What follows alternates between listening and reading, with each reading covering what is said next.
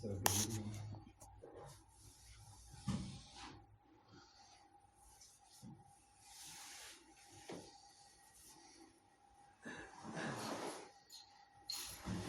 This is a Sunday night sitting, and it's the first night of Hanukkah, which is a good coincidence.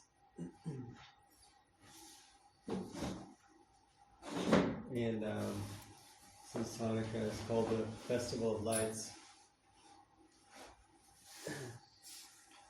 I told someone I was going to talk about enlightenment, and thought I was joking. Because how do you talk about enlightenment?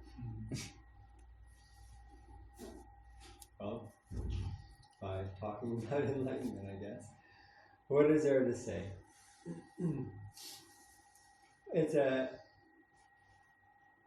In some ways, it's considered the sort of goal of Buddhist practice. And enlightenment is the English translation of Buddhahood, or to be awakened, which is closer to the original meaning of Buddha, which is an awakened one. The term enlightenment, or to be enlightened, is though not so far from that. It's pretty nice, because the mind of the Buddha in some of the scriptures is described as being luminous. Luminous being from like light, and full of light and clear. The clear light of awareness. And awareness, the true awareness of an awakened being, of a Buddha, is considered to be a clear light that radiates outwards and just knows. So it's not so far off the English kind of version to say enlightened. And it's kind of the beginning of the word, we have light as the root, and end like kind of empowered, enlightened. It's something that is within a person. So empowerment is the power that you find within yourself. And enlightenment is the light or the awareness that you find within yourself. And that's also pretty true to the actual meaning of what an awakened being is. In the sutras, in the Theravada Sutras, the awakened being is called an arahant. And an arahant, there's an arahant and a Buddha. So these 4 stages of awakening. And the first one I talked about, I forget, was it last week, 2 weeks ago? Stream entry. And an unawakened being doesn't remember the last talk. So stream entry. And that was the first kind of stage of awakening. And then there's a once returner, a never returner, meaning you have one more time to come back to this world. You have no more time. This is your last lifetime before you awaken. And then there's an arahant, where you are awakened. Now, how is an arahant different from a Buddha? Well, simply that an arahant became awakened through the Buddha's teachings. And a Buddha became self-awakened. A Buddha, there was like one historical Buddha who didn't have any Buddhist teachings before him, because there was no Buddha. So he became self-awakened by trying, and then, realizing his true nature. And then he left all his teachings for us, and then we become awakened through those teachings and practice those teachings. And that type of awakening is what an arahant is, according to Theravada tradition, which is good, okay, and because it means that it's possible. Like, there wasn't just one Buddha. The Buddha left a roadmap in order to get to where he arrived. Right? That's what the teachings are there for. They're not just to become a better person. They're to become an awakened person, an enlightened person. There's a lot of ground to cover. According to the whole path and the Eightfold Path, and all the ways that we try to become purified in our awareness. But the goal is clear. It's Buddhahood. And if you're following the Buddhist teachings, then you become an arahant, because that's, we used. Which is quite an amazing thing. It's kind of like in another, if we were to say in a Christian tradition, your goal, Jesus left the teachings in order to become Christ, like you're going to become Jesus by following his teachings. And that isn't really what believers would say. And in Judaism, I'm not quite sure. Becoming a tzaddik, I really don't know. A prophet? Well, prophecy ended. But in Buddhism, it's really clear. You are doing this to become a Buddha. Not just to become a better person. You are practicing to become enlightened. It's not just like, I'm going to become somewhat more mindful. Maybe I'll be a little more relaxed in my life and more clear and focused and concentrated and have more of a life. All those are necessary steps on this path. But if you're trying to get, if you have a road trip and you're trying to get to, I don't know, Roshanikra, why stop at Haifa? Like, go all the way. You have a trip planned. So our trip is planned, okay? You have a destination, and it's an awakening, it's enlightenment. Don't stop halfway. There's a lot of interesting things to visit along the way. Okay, a lot of stages on the path. Stream entry, that's great. You let go of some of the fetters. It's important to visit that area. It's important to visit all the areas of the path, to get to know what the country you're crossing very well. And that territory, the Arahant in the Theravada tradition is considered to have, what is the definition then? They don't really define what that awareness is. And this is very much a Buddhist approach. They define what it's not, what you've let go of. You've let go of these 10 fetters, 10 chains that are holding you prisoner in your own mind. You're a prisoner of your own mind, and once you've broken free of that prison, that's what enlightenment is. And what it's suggesting is that you're not creating a new awareness. You're letting go of all the veils that are covering it up, and all the curtains and all the sort of chains that are holding you. Those chains in your own mind. What are those chains? Well, the 10 fetters, or 10 chains of an arahant. It starts with you have a belief in inherent self. That's like the first chain that you drop. That's a big one though, isn't it? What is it? The chain that you have a belief in yourself, like that you have a fixed, constant, stable self. Inherent. You have an essence of self. Right? That chain, okay, limits your mind. Because if you have like a self, then you're also separate from other. So, part of that belief is that not only do I have a strong sense of self, but that self is not you. Okay, so that's the problem. It's not so much that I think of myself, but that is like a division, strong division between self and other. So that chain is dropped. There's a doubt in the Buddha that is dropped. What does it mean, doubt in the Buddha? Well, doubt in the Buddha, meaning doubt in the awakened mind. That the awakened mind, the Buddha mind, the mind that the Buddha is teaching, really? Me? No, it's not you. Meaning it's not yourself, right? As long as you hold on to this sense of self, it's going to be really hard to have deep faith in the Buddha.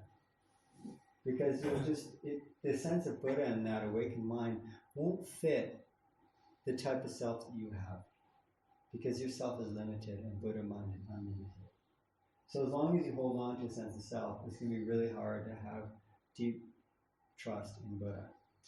So that's why those two chains are dropped almost together. You drop yourself, you drop the doubt in the Buddha. There's a drop, the other fetter that is dropped, the other chain, is a drop in dropping away that you need to do extreme practices in order to realize this. They talked about lots of rituals and asceticism. Asceticism meaning like, I'm not going to eat or drink, or I'm going to stay up all night, I'm going to do all sorts of practices. The Buddha tried that and it didn't work, okay? So sometimes we put, instead of trust in Buddha, we put trust in extreme practices or views. I think that's going to do it for us. But the whole teaching of the middle way is exactly finding balance in life. So that chain is dropped.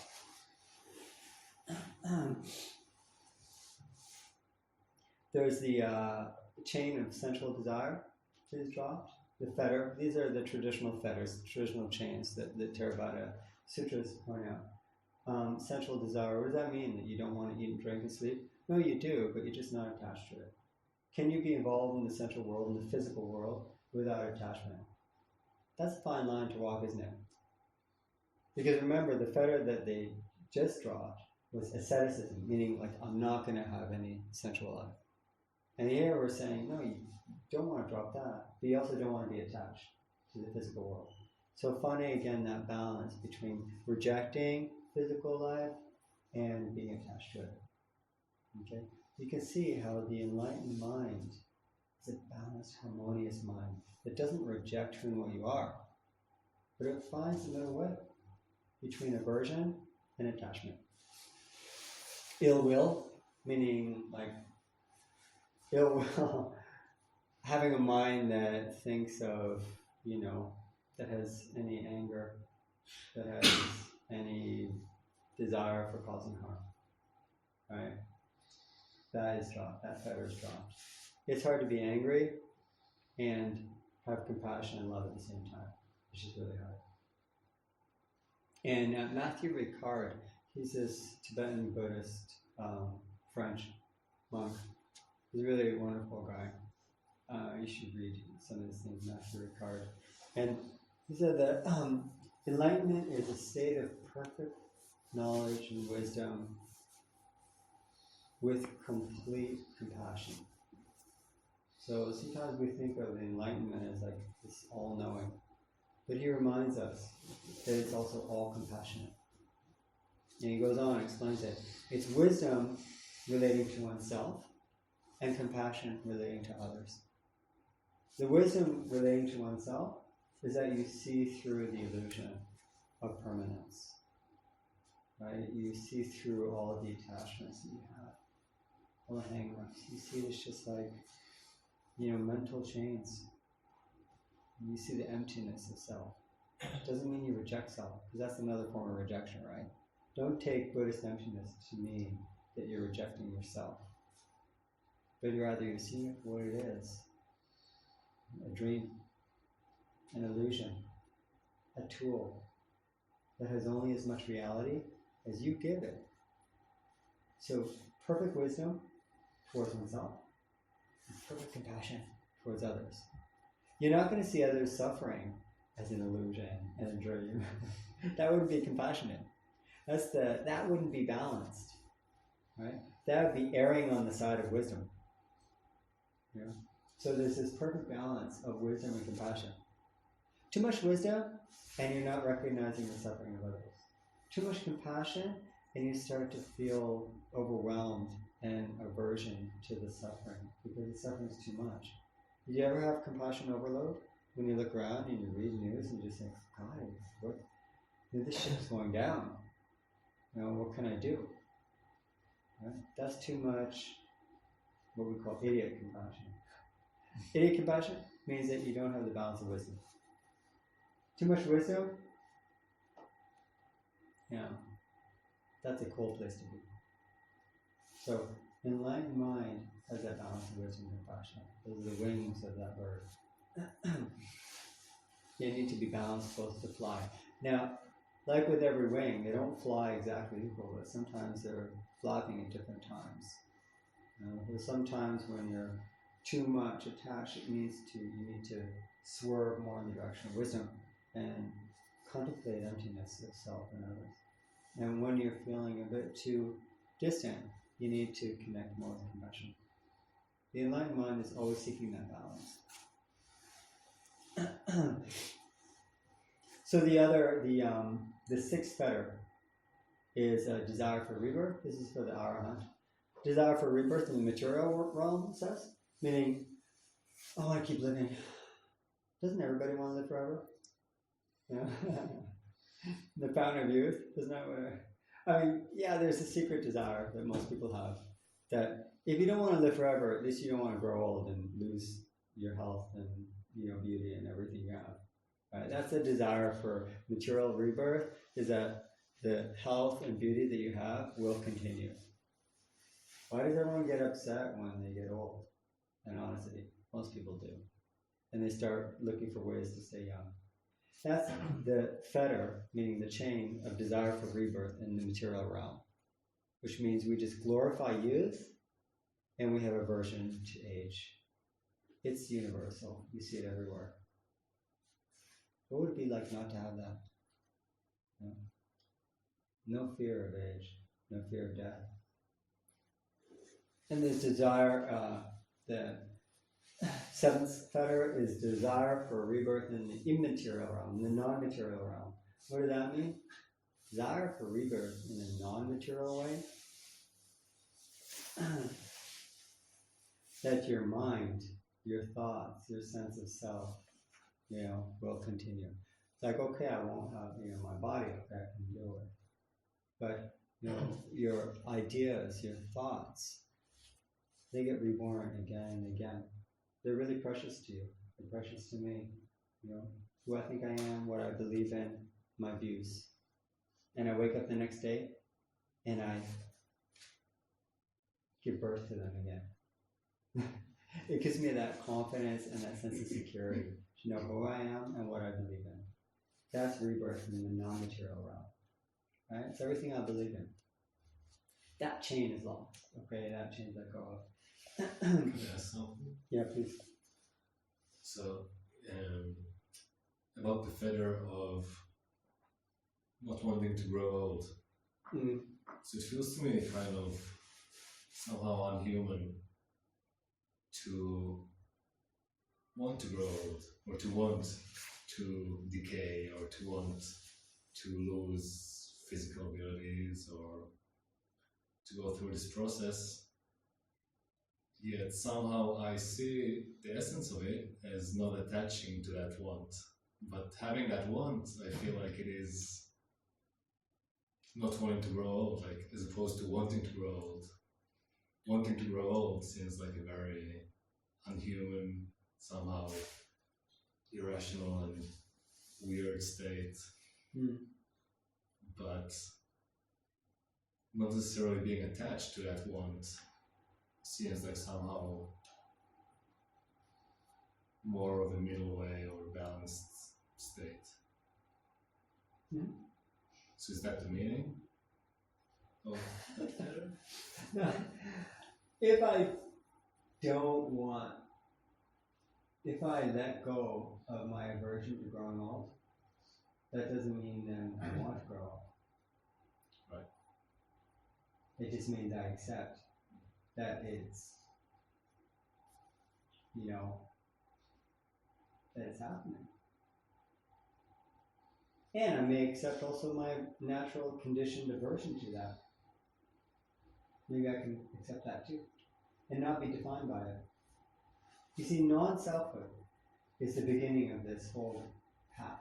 The first fetter, the first chain that we drop here with an enlightened mind in mind is that that belief in a self. And if you can drop that, the other chains fall away. Even the chain of I have aversion to growing old. Well, I don't have aversion to that aversion. Because that aversion is not going to define me. Because I already understood that myself is sort of this kind of belief I have. But not a fixed reality. So I can let those aversions and those attachments come up in my mind. And I won't be defined by them. That's why the first fetter is the most difficult and most sort of essential one. And what's it based on, that first fetter that drops, that first chain that drops? Look, the awakened mind, is based on something called nirvana. It's really entering nirvana. Nirvana. Sounds like a big word. What does it mean? Nirvana means extinguishing, like this. The candle's just blown out. What candle? What fire was extinguished in Nirvana? Again, Nirvana is not another place. Nirvana is this place with attachment, aversion, and delusion blown out. What would it be like to live in this existence, in this world, in this life, without any aversions, without any attachments, and knowing deeply the nature of yourself? No delusion, no ignorance. What does ignorance mean? It means I have no idea about the Four Noble Truths. That I think that, I don't understand that desire comes, that suffering is a creation, a result of my desires. That suffering is a result of my attachments. I keep blaming the outside. I don't see that it's a result of my mind. That's ignorance. Because if you blame the outside, then there's always going to be another cause, another reason. So, Nirvana means that the three fires that are burning in our minds have been forever extinguished. And those fires keep samsara, the wheel of life, going around and around. Because if we have attachment, we always want more. And if we have aversion, we're always running away. And if we have delusion, I always think that myself is, permanent and it won't change. And so then I'm going to do it all myself. So, how do I get off that wheel? I blow out those fires. Now, how do I blow out those fires? I have to take refuge in the teachings. Really internalize the truth of impermanence, the truth of non-self, and the truth of dukkha. Those three marks of existence, by deeply internalizing them through our practice, not intellectually, but practicing so that you see attachment arising and you see it pass, and you don't feed the ego with it anymore. But you let everything come and you let it go because you see its impermanence. And you see that it doesn't have any basis of self. And you see that it causes suffering.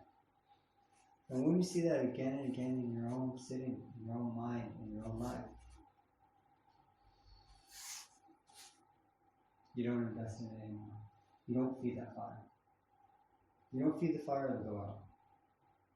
It's simple physics, spiritual physics. Just don't feed the fires of the self.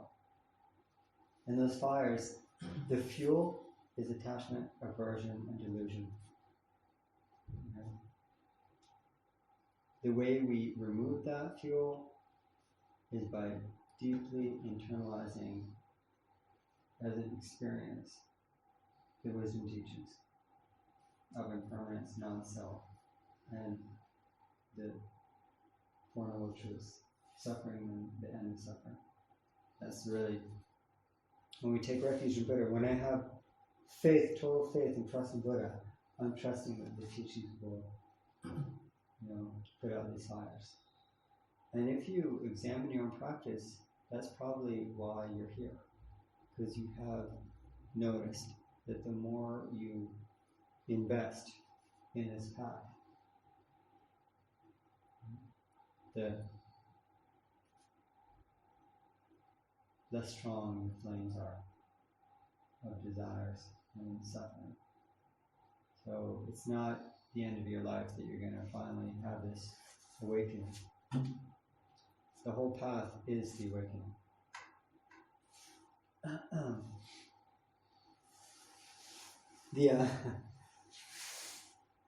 The last three fetters that are dropped are conceit, restlessness, and ignorance. Conceit for an awakened being. Conceit, you're arrogant. Arrogance, you think you're better than others.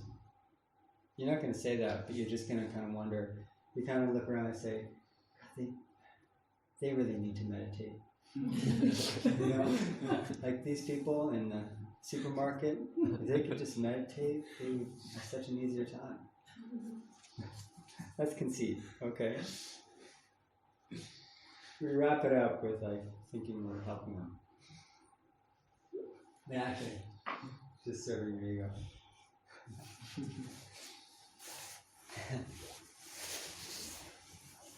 My brother needs to go on retreat. Been saying that for like 30 years. Restlessness. Okay. You know, restlessness is funny because it's like the ninth fetter. And like even people who are very far on the path still want to go to another retreat center. Still want to go and find that, you know, great retreat. They still want to keep moving, thinking that, yeah, that's what I need. And finally, ignorance. Yeah, that's the last fetter. Okay, ignorance. Because ignorance causes rebirth in this whole system. Now that's the Theravada template. That's the Theravada understanding of awakening, of enlightenment. It's not this special state of mind. It's the natural mind when all of these chains are just dropped. You can live easy and free, without all the burden and weight that you're carrying along.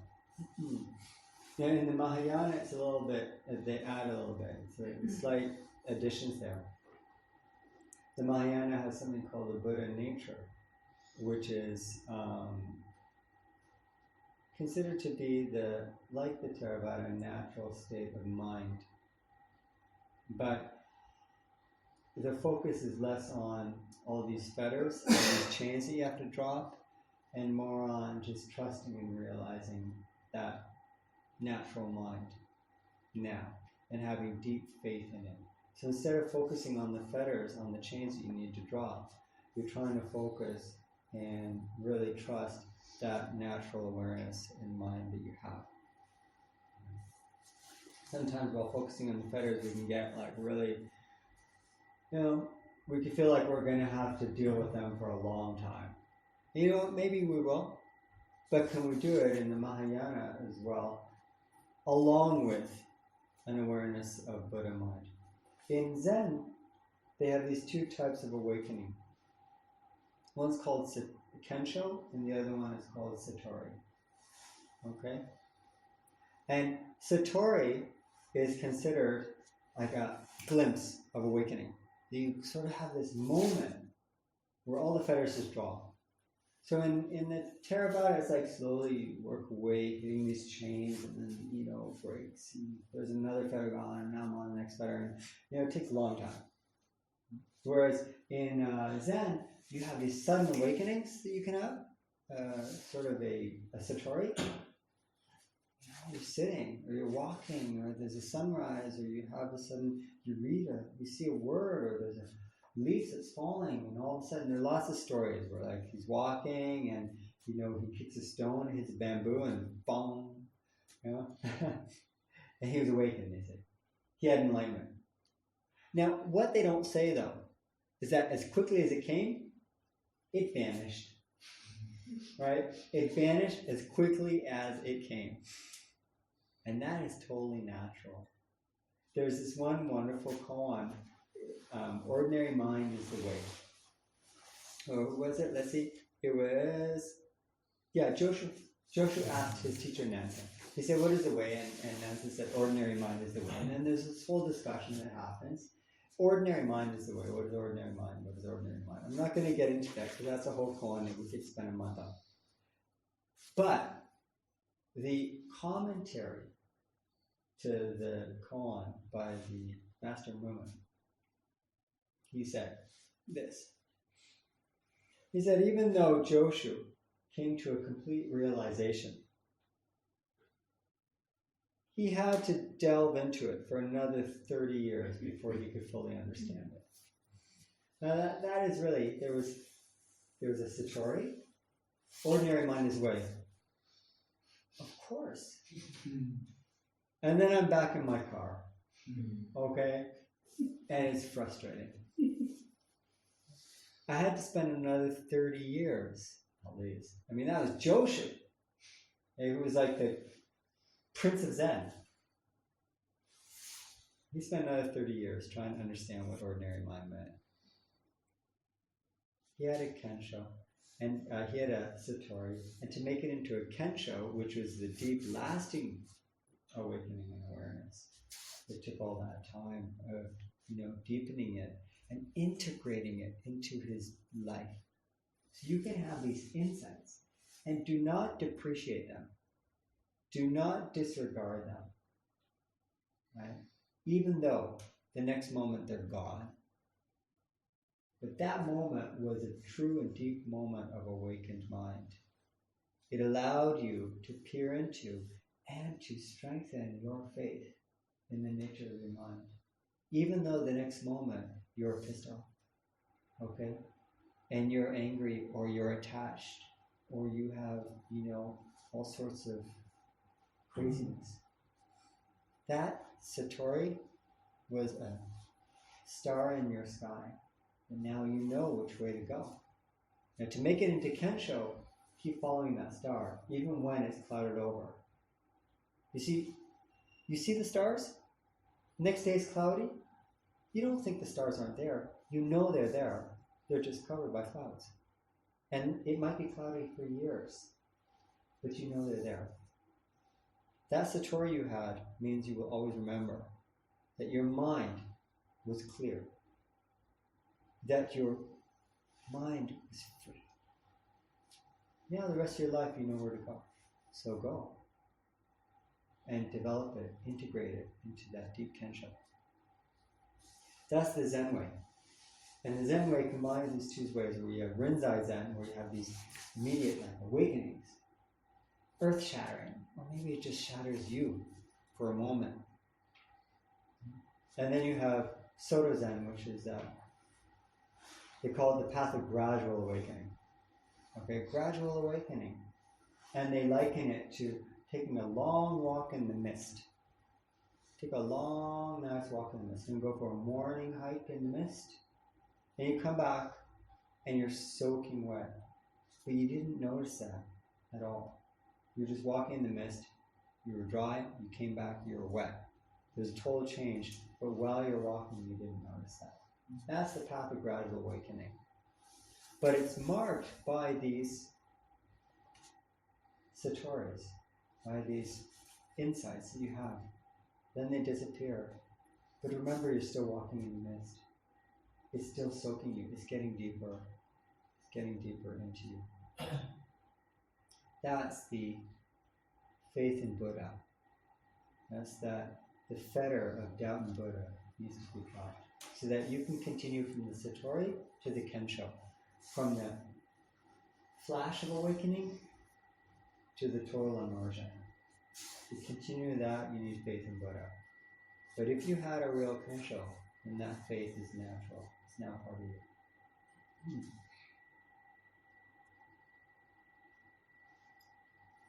I want to just add one last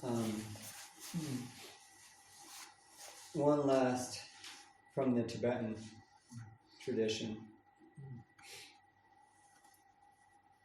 Since each of these traditions, these three main traditions, offer a type of insight or a perspective into the mind, the awakened mind.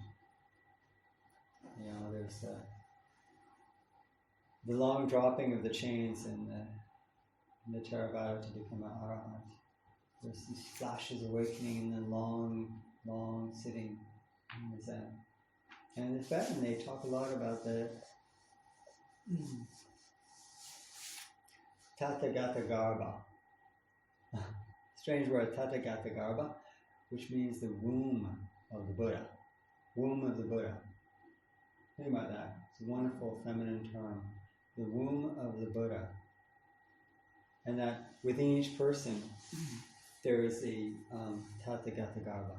That we are all existing, that all existence is sort of existing in this womb of the Buddha.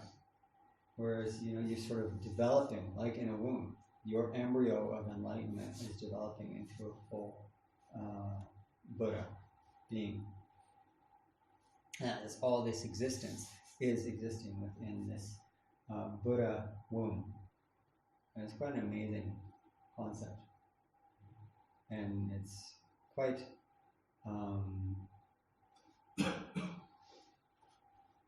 it's quite reassuring.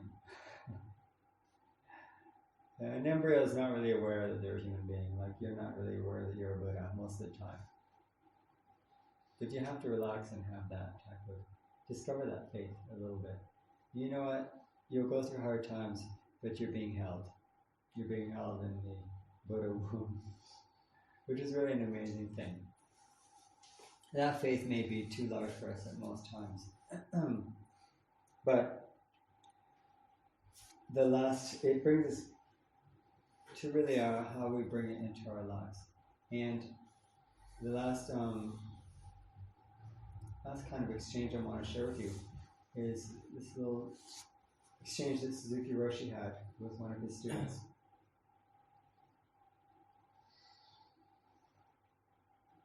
In Zen, you often have what's called an interview with the teacher, where you're doing your practice, and then you meet either on a daily, weekly, or monthly basis in order to give a sort of report. So how's it going? You may be working on a koan, or you may be working on your soto sitting. Whatever it is, you need to have this sort of exchange, an encounter. And the koans, the classic koans, are all based on these exchanges. So a student went to report to Suzuki Roshi, and it was during a retreat, and he said, he described this amazing satori that he had, where his mind just opened. Everything melted away, and he realized true freedom. And he said to Suzuki Roshi, so, is that enlightenment? And Roshi said, yeah, probably. And how's your work going? How is your work going?